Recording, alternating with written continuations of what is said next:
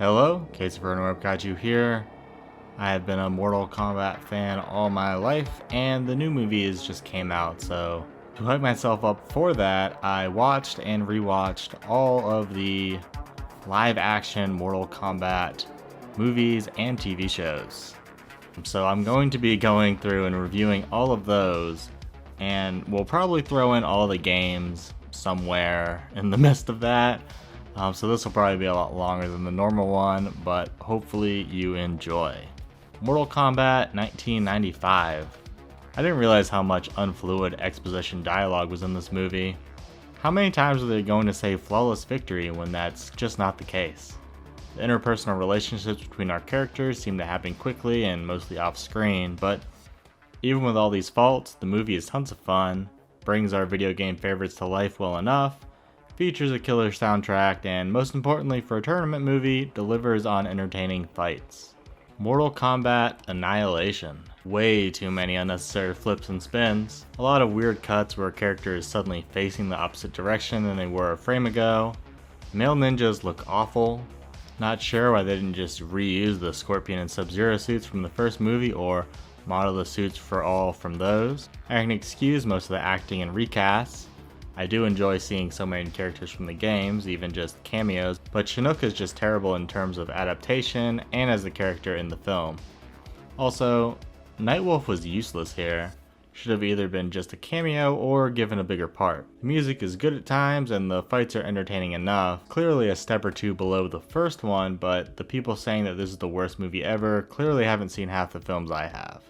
We are now at the first show. It is 1998's Mortal Kombat Conquest. Fights are alright, there's actually a bunch of cool moves and ideas sprinkled throughout, but there's also plenty of clear no contact hits, and the costumes are bad enough at times to actually distract you from the choreography. Some drastic characteristic changes to service certain episode plots, and a lot of questionable acting, but much more enjoyable than I remember it being. The show does that thing where they just redo the same character arc over and over again. The worst part is that here, it's not worth it. Bad guys are laughable. Almost every episode is one of them formulating a plan to kill Kung Lao that ultimately fails.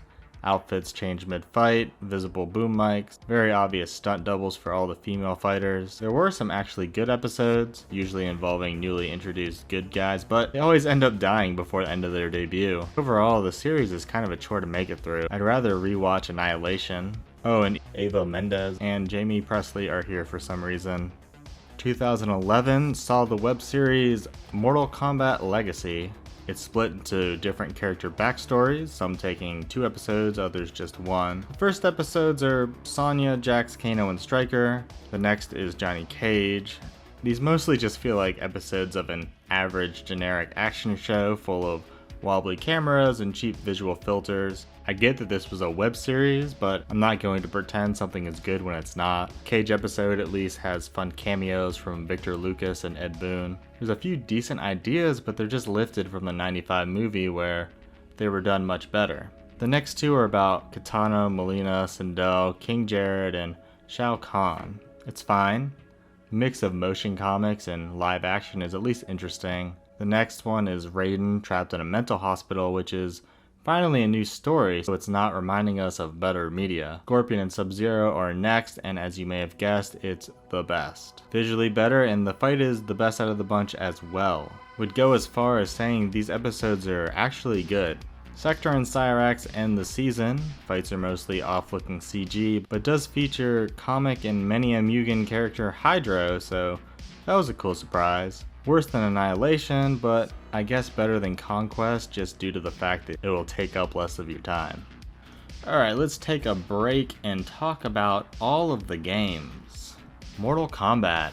Juggling, lock combos, great characters and special moves, fantastic aesthetic. I can never get past Goro. Mortal Kombat 2. Just as fun, a bit more fluid, new, still good characters. Similarly to 1, I could never get past Kintaro, who is a pretty lackluster Goro clone in the midst of great characters. Even while being color swaps, the ninjas still feel like quite different characters, unlike Goro and Kintaro. Mortal Kombat 3. The aesthetic is a bit different, but still good. Combos are better, new characters still good, I could actually beat the secondary boss this time. Mortal Kombat Trilogy. Combos are now a bit broken, to be honest. Bringing in all the past characters is a key factor here, and it's a spectacle even if the bosses are pretty cheap. I actually beat this one, and replayability is high due to all the challenges you can easily access by beating your friends in the tournament mode. I prefer the combat in the previous games, but the character selection here is my favorite. Mythologies Sub-Zero. Big fan of the character of Sub-Zero, and introduces Quan Chi, who I like. The aesthetic is great. The gameplay here kills this. The janky platforming, sure, but definitely the non-fluid movement. Don't know how someone hasn't modded this game to have better movement. Despite my very high interest, I couldn't bring myself to play more than the first 2 hours due to how janky it all is. Mortal Kombat 4. I'm probably one of the few lovers of this game. The 3D shift was odd, but I think it works. The new characters I think are very good. I love all the dumb endings you can unlock, now animated. It does have problems, broken specials, non-time specific ring fatalities. Mortal Kombat Special Forces. Never had a big interest, but eventually did pick it up and try. And I did try, but also very unfun. I think I got through a few levels before realizing I could go outside and be eaten by mosquitoes and still have more fun.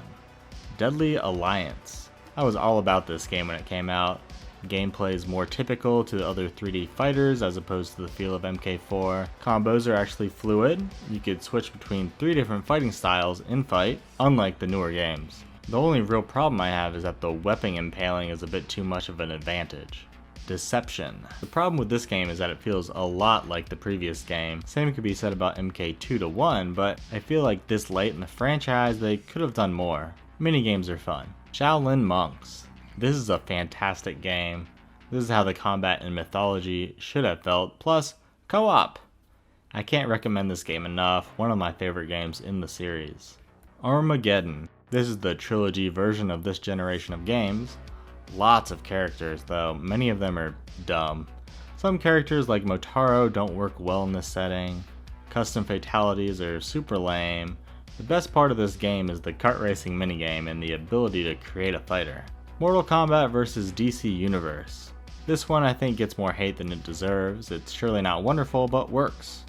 Nothing shines, but the only thing I can really fault it for is that the stage transitions can often do a bit too much damage, and I guess the lackluster fatalities. Mortal Kombat 9. This is my favorite. Introduced the story mode to fighting games that most try to replicate nowadays, though honestly never reaching this high, even the Mortal Kombats. It's a retelling, reworking of the first 3 games' story, my favorite as well.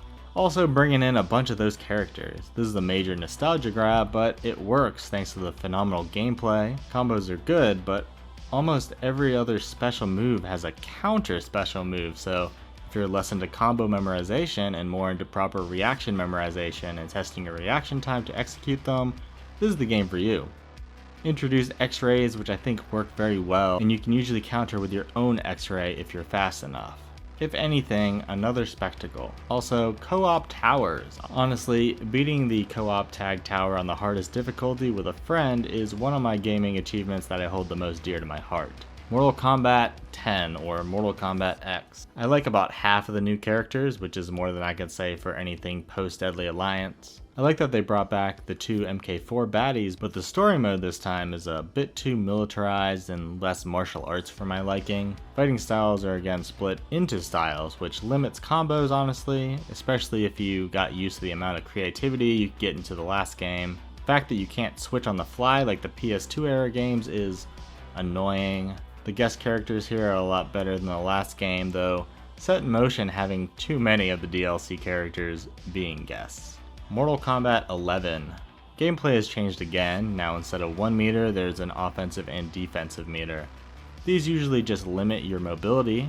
This game feels very slow due to this and also makes it a lot less accessible to new players as you kind of need to utilize these. X-rays are swapped for finishing blows and that's fine. Story mode is meh. There's a DLC story that I do quite like, and the fact that Shang Tsung is portrayed and voiced by the actor from the '95 movie surely helps. Alright, back to the live action media.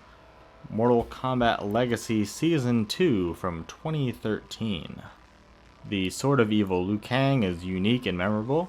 Kerry Tagawa returns as Shang Tsung, which is always welcome, and prior to the Mortal Kombat 11 appearance by a few years. The pre-fight intros from MK9 are emulated here to great effect. Fights are better. Casper Van Dien from Starship Troopers is now Johnny Cage, and Mark Dacascos is Kung Lao. Very cool to see live-action Kenshi. Goblin Ermac is odd, but I don't hate him nearly as much as Sub-Zero's outfit here.